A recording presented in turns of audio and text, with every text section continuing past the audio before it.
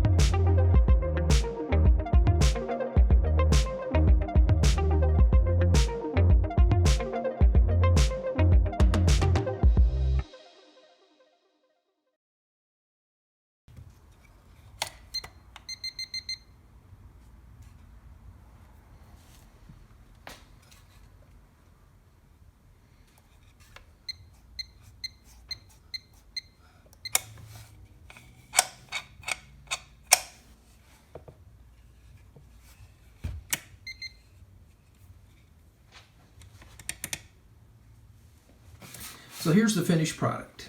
Remember that little black disc with the 2 legs on it? Well, it's been installed. It sits right about here underneath the keypad. Its whole job is to support the keypad. If you notice the battery compartment, I left the yellow tab on.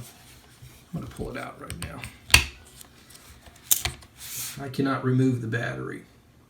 Well, that's because it's sitting on this mount. In most safes, you don't have that issue. I will say there are a couple of brands out there, a couple of models of depository safes that I've seen in some commercial establishments that this would be an issue. There is a way around it.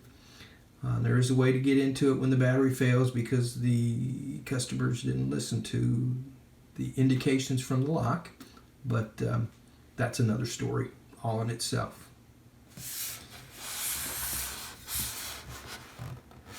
You see I've routed the antenna cable through the spindle hole. The antenna cable in a regular safe must be on the outside of the safe. So it goes through and comes out and is mounted to the inside of the keypad mount, or keypad base. It could also have been run through the same area as this white cable, which is the keypad cable, but it has less chance of being damaged if you run it through this way. If it does get damaged, this whole unit has to be replaced. You'll notice the blinking light.